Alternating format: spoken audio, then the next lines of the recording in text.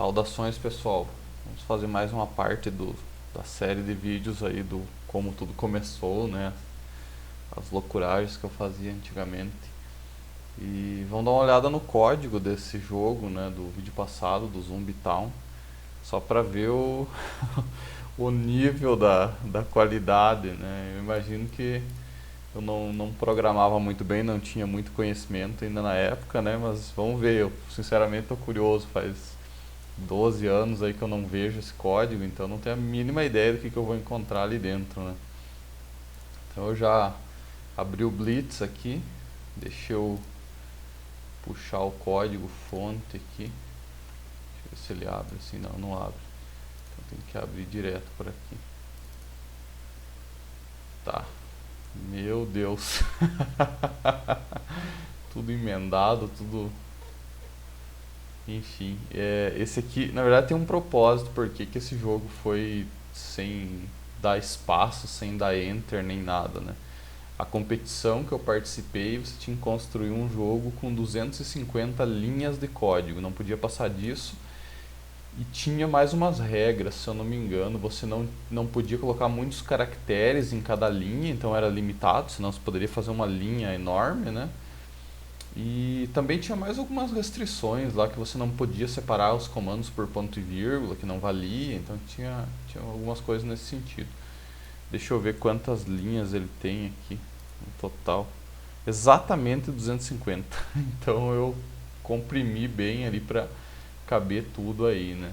Eu vou fazer o seguinte, deixa eu abrir ele aqui, deixa eu criar uma cópia desse arquivo, que aí a gente vai dando uns espaços aí para ver o que as coisas fazem, né? Então essa aqui foi a única linha que eu modifiquei, né? Que a resolução do jogo original, se eu não me engano, era 800 por 600 e ele não escalona, né? Eu não fiz nenhum mecanismo para se adaptar em vários tamanhos de tela, né?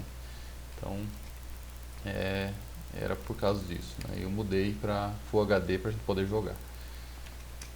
Aqui o que nós temos? Graphics 3D, isso aqui era um comando do Blitz mesmo, só que ele invoca janelas do DirectX, né? Então ele usa as tecnologias lá da Microsoft por trás para fazer isso, né? Buffer, inicializa o random. Cara, vamos tentar lembrar o que são esses comandos, porque eu não programo em Basic também faz mais de uma década, né?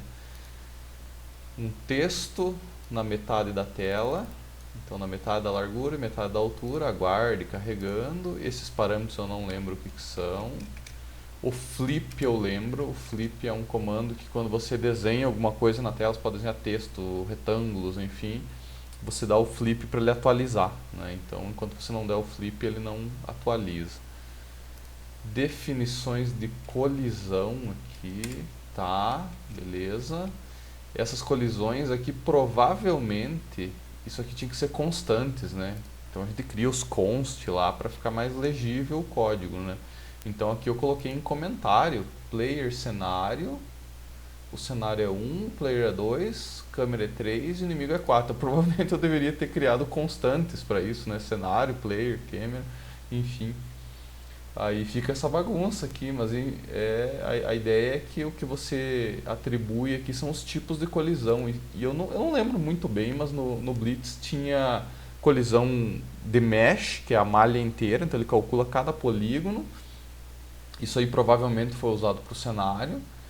Aí colisões de câmera, inimigo e tal, provavelmente é só uma esfera, porque é mais rápido de calcular, é mais fácil, né? Então não fica tão pesado. E se eu não me engano tinha cubo e tal, alguns tipos de colisão, e cada tipo de colisão era um ID desses aqui, só que eu não lembro exatamente o que era o que.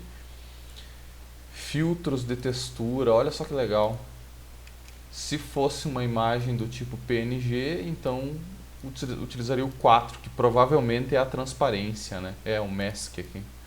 Então, isso é uma coisa legal, isso aqui não tem em engines mais novas, por exemplo na Unity você define materiais e cada material tem as suas propriedades que são definidas muitas vezes por shader, né? Aí lá dentro do shader você diz se você quer que seja transparente, se você quer que ele só faça o clip binário, enfim, né? Se ele vai fazer que tipo de transparência e tal.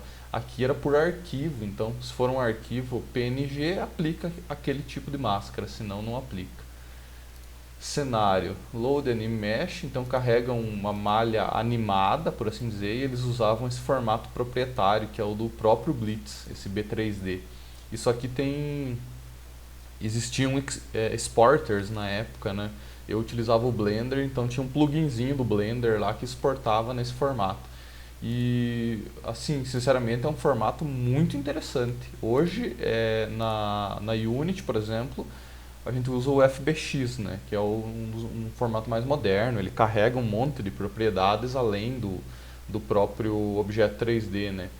Mas na época eu lembro que tinha o ponto X, que era o do DirectX, só que era bem mais limitado e mais pesado. E aí tinha os formatos mais antigos lá do Quake 2, se eu não me engano, o MD2 e mais alguns, né? Mas esse B3D aqui é um formato bem interessante. Ele carregava mesh separados, ele tinha uma árvore dentro, ele montava e ele conseguia carregar animações. Se eu não me engano, era só por keyframe. Não, tinha keyframes e tinha animação por bônus também. Era algo bem interessante para a época, assim, bem inovador. Esse negócio recuado aqui eu não faço a menor ideia. Entity Type. Está definindo um tipo para o cenário, mas não sei porquê. Tá ali imposto filtros de textura. Ah, olha só que interessante. Para não criar várias linhas de código para fazer os filtros, o que, que eu fiz? Eu defini um filtro, carreguei o que tinha que carregar, mudei esse filtro e carreguei novas coisas depois. Então agora as PNGs são tratadas com alpha channel. Então aqui o máscara ele é binário, né? Então se tiver abaixo de um limiar lá ele vai considerar transparente, se não, não. E aqui no alpha channel não, aqui ele considera o canal de transparência inteiro, né? Então fica mais pesado e tem alguns efeitos colaterais, né? No DirectX 7 que a gente usava aqui, pelo menos, ele se perdia um pouco com a ordem dos objetos. Então se você colocasse um objeto ao fundo e ele fosse desenhado depois, ele ia ficar na frente, então ele se perdia um pouco com esse tipo de coisa, né? Mas veja que interessante, que estratégia eu usei aqui. Carrega, faz tudo que tem que fazer, e depois muda aquele filtro, então daqui pra frente tudo que carregar com PNG vai ser outra coisa, né? Então eu economizei código nisso daí. Tá, o jogador, ele era um pivô, basicamente, né? Uma posição XYZ ali no meio. E provavelmente ele dentro do player aqui em algum lugar eu defini algum parentesco. É, eu acho que na hora de carregar aqui, ó, carrega um novo mesh e define um parentesco, que daí, tipo, o objeto que você manipula com as flechas ali com o teclado, ele é só um pivô. Aí atachado nele, vinculado a ele, tem outros objetos, né? No caso aqui o próprio jogador, né? O player, alguns comandos de rotação foram feitos aqui, né? Olha só que interessante, sequências de animação. Então era keyframe, não era bones. Bones você define osso por osso e anima eles lá no Blender, é uma técnica que até a Unity usa hoje, e quase tudo usa bones. E você consegue fazer interpolação entre eles. Aqui, pelo visto, era tudo keyframe mesmo. Você define quadro a quadro onde vai estar cada vértice do teu objeto. Então isso aqui é muito mais pesado se for analisar, só que era uma técnica mais simples para a época, né? O Bones, na verdade, ele exige mais processamento. Esse aqui exige mais memória, né? Porque você está guardando quadro a quadro, só que a informação está pronta. Então você carregou o arquivo, está pronto. Ele sabe que aquela perna vai estar lá na frente no frame 35, né? Então não precisa calcular nada. Já as engines mais modernas, elas fazem isso em tempo real. E isso é legal, porque você consegue fazer alguns morphs no meio do caminho. Então, por exemplo, se o personagem está subindo uma escada e por acaso ele parou no meio, você consegue calcular em tempo real para aquela perna ficar mais elevada do que a outra, por exemplo, né? Ficar flexionado o joelho, enfim.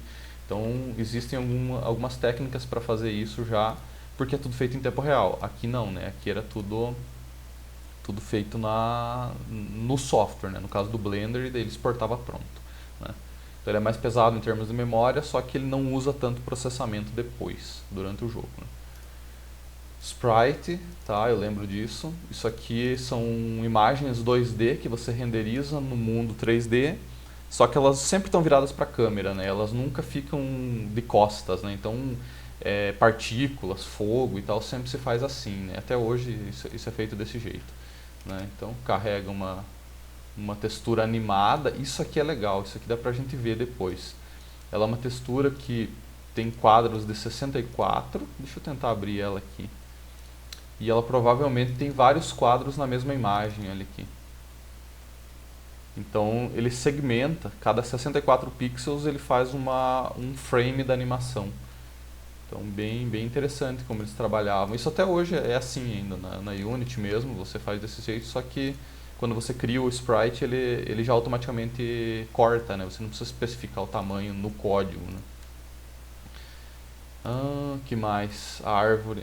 Aqui começam os objetos que interagem, se eu não me engano é isso, deixa eu dar uma olhada. Não, esse aqui é só o fogo da árvore. Eu achei que era aquela frase que aparece quando você chega perto da árvore, a árvore está queimando e tal. Tá, escala e move, né? Isso aqui o que eu achava legal do Blender, do Basic, é porque ele era simples, né? Então, ó, Move Entity, você quer mover alguma coisa, no caso o que eu quero mover? O Tree Fire, certo? E eu quero mover ele para onde? Na posição 0, 0, 1, então X, Y, Z. Ele era muito intuitivo, assim, né? Apesar de que, para quem está acostumado com coisas mais novas, vocês vão ver que não tem classe, não tem nada, né? É uma programação estruturada, né? Bem mais simples, né? Não existia isso nessa versão, pelo menos, aqui do Basic, né? Talvez em versões mais novas pode ser que eles tenham implementado orientação a objetos, alguma coisa assim, ou sei lá. Mas eu particularmente nunca vi. Tá, os sprites de fogo aqui.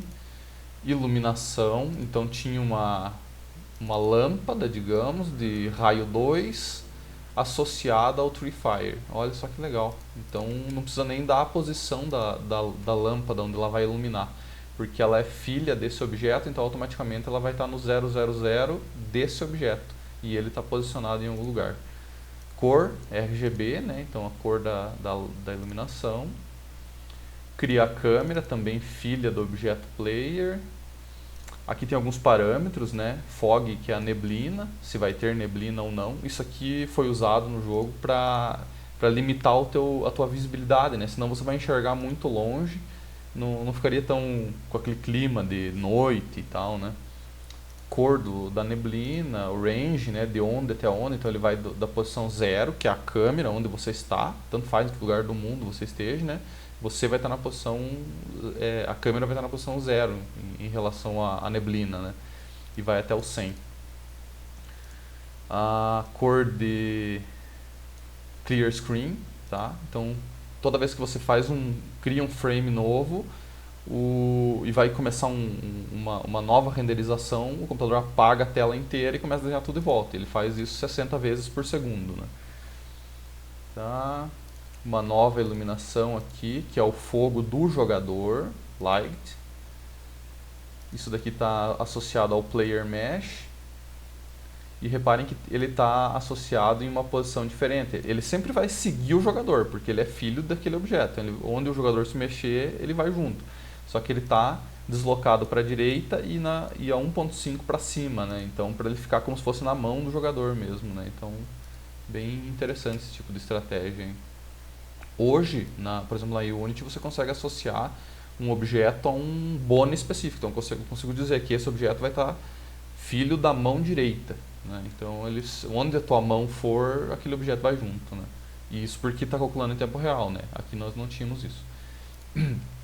Aqui uma definição de tipo, isso aqui é como se fosse uma struct lá da linguagem C. Você cria um tipo de dado e dentro dele você tem atributos, né? Uma classe, por exemplo, com variáveis aqui dentro, né? Só que é bem mais simples, né? Bem naquela ideia de struct mesmo, né? Então, um inimigo, ele tem um mesh e tem um contador. Para que era isso, eu não sei. Isso que eu acho engraçado. Ovo. Ovo, eu não sei porque eu chamei de ovo, na verdade. Mas são 8 posições onde os inimigos vão nascer. Então, depois daquela primeira trigger lá que dispara os zumbis no cenário inteiro, esse ovo aqui foi um objeto que foi criado lá no Blender. Era um objeto vazio em algum lugar do cenário. Até se a gente conseguisse abrir esse cenário, daria pra ver. Mas é um objeto vazio, por exemplo, tem árvores, casas e tudo, e tinha um objeto vazio lá, só uma posição X, Y, Z. Aí tinha o ovo 1, 2, 3 até o 7, né? 0 até o 7. Então ele detecta esses objetos vazios, que no cenário não aparecem, só para pegar a posição X, Y, Z deles. E ali dentro você cria os zumbis, né? Então aqui o create zumbi, isso aqui é uma função, né? Muito parecido com os métodos. E para cada vez que eu chamo a função, ele vai criar um novo inimigo, carregar o mesh, carregar as sequências da animação e tal. Aqui ele vai atribuir um valor aleatório, que eu não lembro para que era esse n. Não faço ideia para que era isso. Ah, para calcular a posição aqui. Ele vai nascer em algum ovo aleatório. Posiciona-se em algum ponto de nascer. Porque não chamou isso de ovo, então de uma vez, né? Tá, e deu um novo tipo, beleza. Ah, aqui uma nova definição de tipo, que são os textos do jogo. Então os textos, eles têm texto 1, texto 2 e o estado. Esse estado, se eu não me engano, servia para saber se agora eu disparo aquele texto ou não, né? Enquanto não conversar com o carinha, não dispararia o primeiro, por exemplo, né? Então os textos, eles estavam aqui. Era um arquivo, né? Cada linha é uma coisa. Então um ID, o primeiro texto, o segundo texto, que nesse caso aqui é vazio, e o último, o que é? O estado. Ah, 1, 0, 1, 0. Provavelmente isso aqui é um binário, se está ativo ou não, né? Então conforme você vai jogando, você vai fazendo as coisas no jogo, ele vai mudando de 0 para 1. E se for 1, quando você chega perto, ele mostra o texto. E alguns deles têm 2 linhas de texto, que daí você pode mostrar 2 linhas de texto na hora. Lá você mostra a primeira, dá um enter, ele mostra a segunda. Tá. Isso é a definição do tipo, né? Do tipo de dado. E aqui, efetivamente, carregando o arquivo de texto, lendo ele linha por linha, né? Readline, readline, readline, e cada linha é associada a uma coisa aqui. Olha só que interessante o comando, né? Enquanto não chegar ao fim do arquivo, né? While not EOF. E aqui no while a gente não tem chaves no Basic, né? Abre chaves, fecha chaves para definir escopo. Então tem end. E isso é interessante porque os ends do Basic, eles são específicos. Então o end do while é o end com W, para ser específico. Estou concluindo um while. O for não tem, o for é next. Mas eu acho que dá para colocar também, ele não ia reclamar. Umas funções, ó, você cria uma função, daí um end function, para saber que você está terminando uma função. O Basic ele era bem intuitivo mesmo, né? Abriu o arquivo, leu o arquivo, fechou o arquivo. Tá.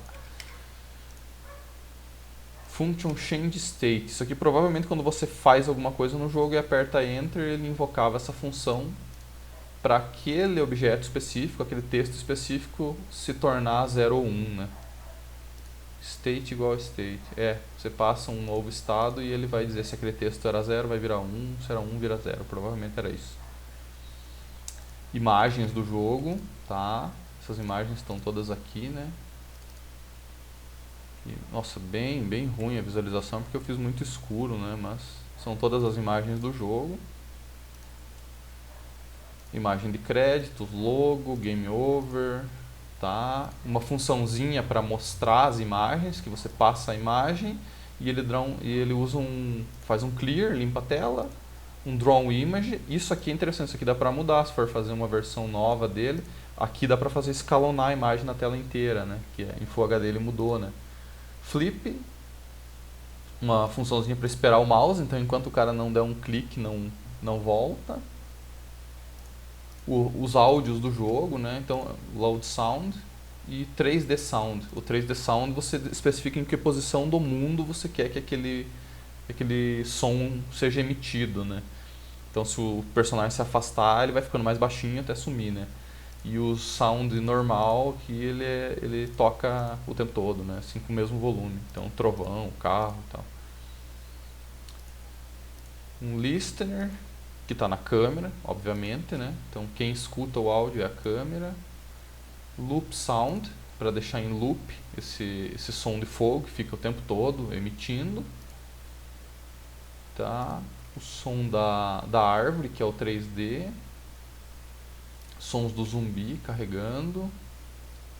E aqui acho que começa o jogo efetivamente.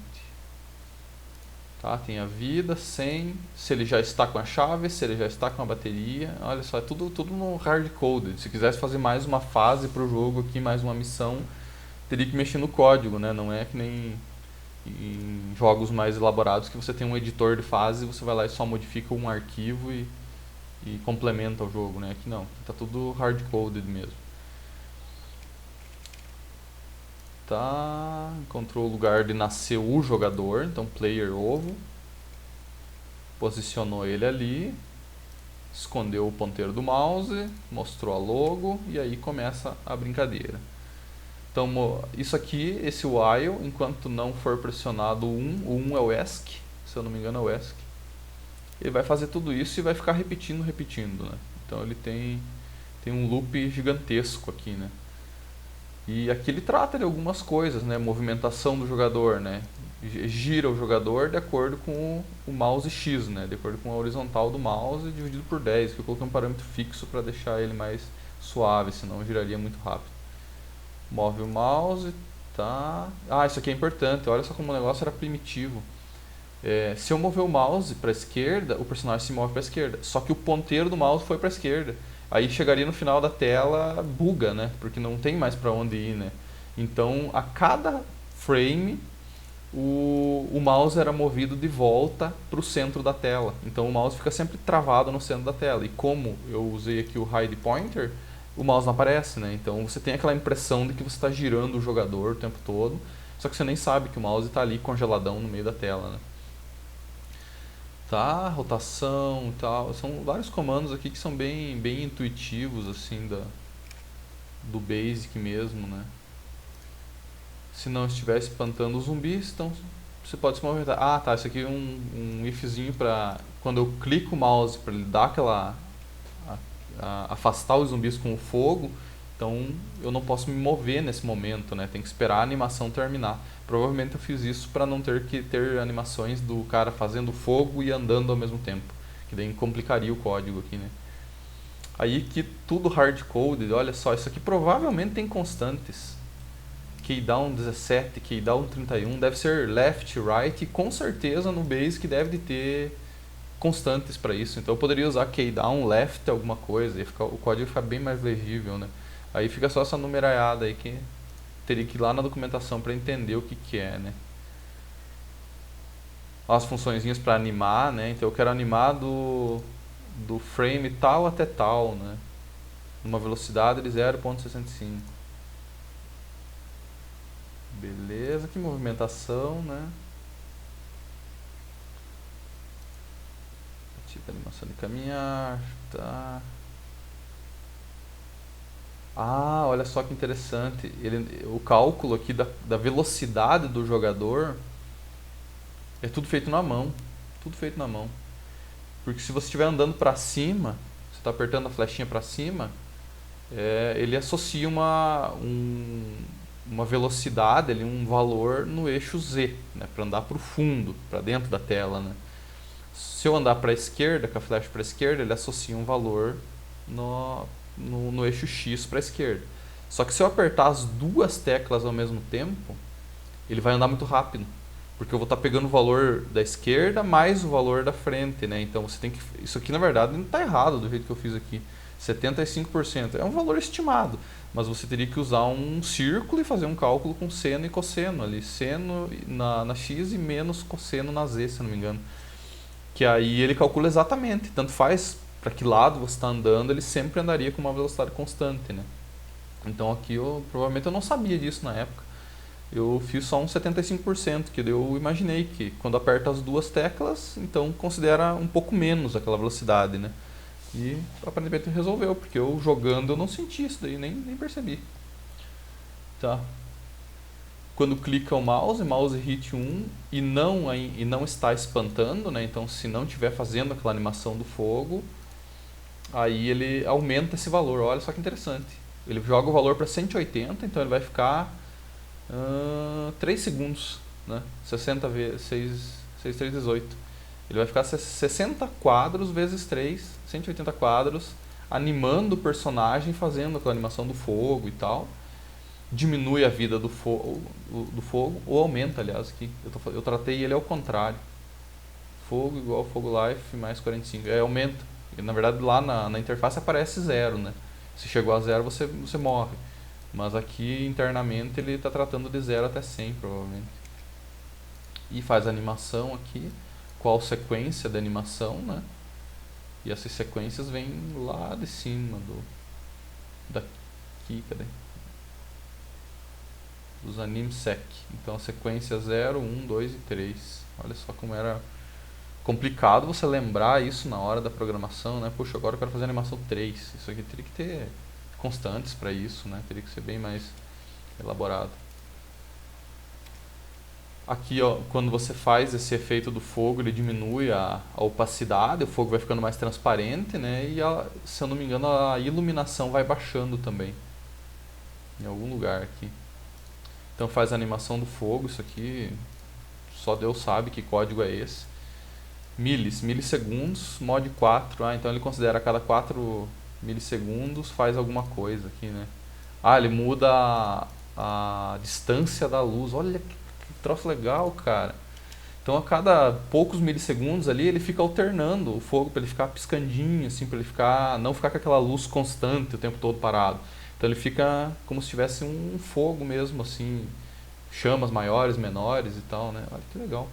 Gostei dessa parte, até que eu não fui tão burro naquela época. Tá. Trovão, um trovão aleatório, 30400, ele toca o som e ele muda a cor do clear. Então o clear é escuro, né? Noite. E ele muda para uma cor mais clara aqui, né? 100, 100, 150. Provavelmente isso aqui é um azulzinho mais claro. RGB, é sim, é um azulzinho claro. Que aí dá aquele efeito do trovão lá. Se não estiver fazendo o trovão, aí usa um clear mais escuro, né? Que tem valores menores, quanto mais baixo, mais perto do preto, né? Efeito de gravidade, tá? Todo frame eu movo o jogador, tento mover ele menos 1 na Y, menos 0.1, e como tem colisões, ele vai bater no chão e não passa dali, né? Do chão não passa. Atualização dos inimigos, tá? Aqui ele tem aquele código para eles se moverem aleatoriamente. Tá, deixa eu ver aqui. Se a distância do jogador for menor que 10, então ele vai ir para o jogador. Beleza? Ele vai se rotacionar. Aqui tem um cálculo, delta yaw. Isso aqui provavelmente isso aqui faz aquele cálculo de... Como é que é o nome daquele negócio? O cat. Isso aqui na Unity dá pra fazer, não é tão difícil. Tem até objetos que fazem isso por conta. Tá, então é pra olhar pro jogador e depois ele se move naquela direção, né? E caso contrário, ele vai ter um contador aleatório ali que quando zerar o contador, né? Ou quando o contador estourar, ele vai escolher outra direção e continuar andando, né? Basicamente é isso. Se estiver muito perto do jogador, ele ataca, né? Basicamente é isso. Ele faz aquela animaçãozinha, emite o som e tira 1 de vida. Então a cada frame você perde 1 de vida. Então se você ficar parado ali, tecnicamente em menos de 2 segundos você está morto. Por isso que dá para escapar também, né? Ele tira 1 de vida só. Então se você andar, e você anda mais rápido do que o inimigo, então você consegue escapar. Olha só, um cálculo bem interessante. Isso aqui eu cheguei a usar no Android também, nas primeiras versões do Android, lá no 2 ponto alguma coisa. Hoje, também, o Unity, essas engines mais novas fazem isso por conta. Você vai lá e você trava a 60 FPS ou a 30 FPS e ele se vira, né? Aqui não tinha cálculo nenhum para fazer isso, não tinha função pronta. A não ser que você usasse o V-Sync, mas placa de vídeo na época que não tinha suporte a V-Sync simplesmente não ia funcionar. Então o que você fazia? Você calcula o tempo que está começando a desenhar o frame e guarda esse valor.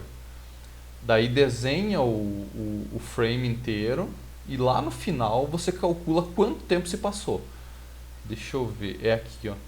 Ele está considerando 16, na verdade é 17 esse número aqui para ficar mais preciso, assim, a 60 FPS. Mas o que ele faz? Ele verifica quanto tempo se passou. Se não deu 17 milissegundos, significa que você renderizou muito rápido. Então você tem que esperar. Aí provavelmente tem um delay aqui em algum lugar. Ele deve ter um delay ou alguma coisa aqui pra... Ah, é isso aqui mesmo, né? Eu tô olhando pra frente. Mas é isso mesmo. Se você desenhou o teu quadro em 16 milissegundos ou mais, significa que você está levando muito tempo. Aí ele não faz nada. E se você desenhou muito rápido, né? Tipo numa placa de vídeo moderna, aí, sei lá, em 1 milissegundo desenha isso aí. Então ele espera o restante do tempo para garantir que sempre vai estar ali mais ou menos 60 FPS. Tá? Isso se fosse 17 ficaria mais próximo ainda. Tá, que mais que nós temos aqui? O update, né, que ele atualiza o mundo, renderiza o mundo, né? Então aqui dentro que são feitos efetivamente os cálculos, né, usando todas essas funções que foram definidas anteriormente, né? O texto lá de cima, isso aqui eu lembro que era uma limitação do Blitz. Você tinha que desenhar toda a parte 3D, Update World, Render World, faria parte do 3D e depois você desenha a tua interface 2D. Então se eu quisesse colocar coisas no meio ali, não dá. Ele se perdia com isso, se eu não me engano. Então você tinha que fazer toda a parte 3D, aí aquele quadro já estava previamente renderizado e depois você faria a parte 2D, né? Então aqui começa, desenha o texto lá da vida e do fogo. Para cada texto do jogo, esses arquivos aqui, né, esse arquivo que virou vários objetos, digamos assim, calcula a distância para o jogador e verifica o estado. Se for mostra o texto, se não for, não mostra. E aí tinha uma lógica aqui para considerar o Enter, né? Se eu não me engano, o 28 era o keyhit 28 era o Enter. Olha só como faz falta, né? Poderia ser aqui, Enter, né? Seria muito mais fácil. E agora o Ctrl Z não funciona. 28. Tá, se eu pressionasse Enter ali, ele mudava o estado daquelas variáveis lá do começo. Então olha só como foi mal feito isso aqui. Poderia ser um for esse negócio, né? Poderia estar guardando esses negócios aqui num vetor e fazer um forzinho ali, né? Pra verificar todos os objetos do jogo. Mas não, eu verifiquei a chave, depois eu verifiquei o carro 2, a bateria, tudo isoladamente, né? Então se eu tivesse 50 objetos no meu jogo, aqui teria que ter 50 ifs. Isso aí ficou bem mal feito, hein? Poderia ter economizado umas linhas de código aqui, né? Então ele verificou um por um, efetivamente. Tá. E aí no final ele dá um flip para atualizar a tela. Esse end é o while principal. E lá no final encerra o mundo e encerra o programa. Então ele tinha um end final. O que mais que tem no Blitz que daria pra gente dar uma olhada aqui? Eu nem lembro mais dos comandos dele, mas ele era bem simples. Ele criava arquivo, abria arquivo, salvava, close, né, para fechar só uma aba, um find, um executar, e esse home acho que era a documentação. Exatamente. Então ele tinha aqui exemplos, né? Olha só que legal. Já vinham vários códigos. Deixa eu ver se isso roda. Vamos achar um negócio aqui. Bird, o que será que é isso? Tá, ele vinha, e foi assim que eu aprendi basicamente a programar, porque eu não tinha manual, não tinha nada, né? Então não entendia inglês. Fui aprendendo assim, olha só, cara, que legal esse negócio. Faz um efeitinho de blur. Então era basicamente isso, aprendia pela documentação, daí tinha a referência aqui dos comandos, tudo que é da parte 2D, tudo que é da parte 3D, então create mesh, sempre vinha, ele era muito bem elaborado, porque isso aqui é só o compilador, não precisei baixar mais nada, então ele já vinha com tudo isso, né? E eu lembro que, se eu não me engano, na revista que eu comprei, que veio o Blitz, eles tinham mais exemplos também, tinha algumas coisas no CD lá que dava para instalar e brincar. Matemática aqui, vectorial, tal, umas coisas aí. O que mais que tem na documentação? A referência da linguagem, aqui sim, aqui eu aprendi a programar. Isso aqui eu lembro. Então, definição do tipo. Olha só, existia constantes, cara. Eu poderia ter feito constantes. Arrays, poderia ter feito um array daqueles objetos lá, né? If, else. Então, olha só, eu não entendi inglês, mas o código aqui eu conseguia dar uma pestanejada por cima e ver o que fazia, né? E eu aprendi efetivamente olhando os exemplos. Sempre olhando os exemplos. Olha só, tem até alguns jogos aqui prontos já. Asteroides. Eu lembro disso aqui. E agora como é que sai? Esse aqui, com certeza. Isso. Então, isso aí foi o meu começo na programação. Foi exatamente por isso. Foi muito legal reviver o Blitz aqui, reinstalar, né? Nossa, depois de tanto tempo, né? E olha só como era um programa muito simples, muito simples, muito simples. Isso aqui eu acho que eu nunca usei na minha vida. Não faço ideia o que era isso aqui. Labels. Ah, as labels eram os go-to. Isso aqui não se usa mais. Você cria uma label aqui e daí você quer repetir aquele código. Isso aqui você faria um while normalmente, né? Se eu quero rodar tudo isso 1 milhão de vezes, né? Ou você pode criar um contador e fazer um go-to. Aí o teu programa roda até aqui, go-to, volta para cima, roda de novo, go-to, volta para cima. Nossa, isso aqui é primitivo demais. Primitivo, isso aqui se usa em assembly. Tipos. Olha só. Era bem útil esses negocinhos aqui, na verdade. Eu não sei, eu acho que até usava esse negócio, mas não lembro.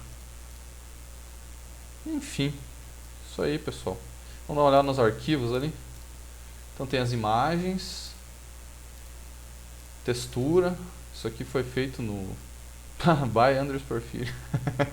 Isso aqui, cara, eu acho que eu lembro desse negócio, hein? Isso aqui acho que era uma camisa velha do meu pai. Eu acho que eu tirei uma foto e fiz, sei lá. Essa calça também, provavelmente, era alguma coisa que tinha lá em casa e eu bati foto. Isso aqui é um pedaço de uma textura que eu tirei do The Sims, que eu não sabia desenhar rosto nem nada, né? Aí eu tirei um print lá do The Sims, se eu não me engano, ou copiei uma das texturas deles lá e modifiquei. Isso aqui, nossa, olha essa coisa feia, hein? Isso aqui eu acho que é o carinho, o personagem, é uma jaqueta de couro, isso aqui também, isso aqui provavelmente veio de outro jogo, que é uma textura que está muito bem feita. Pedaço de madeira aqui, tal. A mão do cara era só uma imagem mesmo, só um clarão ali. Os áudios, a sombra, a sombra é só um... Tá. Aí o cenário eu lembro que era bem elaborado, olha só, ele era 3 megas, né, era um arquivo bem pesado pra época. E aí tinha um monte de coisa, barril e tal, bateria, essa caixa de frágil, provavelmente tirei foto, essa caixa d'água, sei lá, uma cama aí, capim, essas texturas foram foi eu que fiz, isso aqui se eu não me engano foi eu que fiz. Tirei fundo, né, e deixei preto. Você veja como não tinha, o alfa dele era o preto, né, a transparência, né. Provavelmente daria pra fazer com uma PNG transparente também, eu acho que ele aceitaria, né. Essa aqui é a que eu falei pra vocês lá no vídeo, que era uma pedra que tinha lá perto da casa da minha mãe. Isso aqui era uma pedreira que eles tiravam cascalho lá e ficou esse paredão aí. Bem interessante. Fui lá e bati uma foto e usei no jogo. Picape, isso aqui também, provavelmente era alguma caminhonete de lá, sei lá, de algum lugar lá eu tirei foto disso aí. E aí eu modifiquei a imagem, né, fiz 2 cores de caminhonete aí. Ruas, telhado, isso aqui também, isso aqui eu lembro. Isso aqui era um telhadinho que tinha lá perto da casa da minha avó, que eu bati foto e desentortei a imagem. Fusca, texturinha do Fusca aí, ó, isso aqui foi da internet, com certeza, isso aqui foi da internet. Só que eu editei, né, mas são imagens diferentes, ó. Dá pra ver que não é o mesmo Fusca. Fogão aí, ó. Cara, muito legal, muito legal. Tinha que tentar. Se eu conseguir, eu faço mais um vídeo. Abrir no Blender isso aqui pra ver como é que era esse cenário. O que é isso? Collision? O que é esse negócio? É uma imagem com 1 pixel. 1 pixel. Provavelmente para deixar transparente, é verdade. Era uma PNG transparente com 1 pixel preto. Que daí ele se tornava 100% transparente. Então tem umas colisões, se eu conseguir abrir o arquivo vai dar pra ver lá onde o personagem não anda, que ele bate e fica patinando. Então tinha colisões e era provavelmente uns planes que eu coloquei por lá e só pintei eles com essa textura aí. Beleza, pessoal? O vídeo ficou meio longo aí porque eu quis mostrar tudo aí e também relembrar, né? Isso aqui faz tanto tempo que eu fiz, né? Foi uma experiência legal aí. Então se eu conseguir abrir o arquivo do Blender eu faço mais um vídeo qualquer hora dessas aí e faço mais curto aí, só pra mostrar como é que foi feito o cenário lá. Valeu, pessoal, um abraço.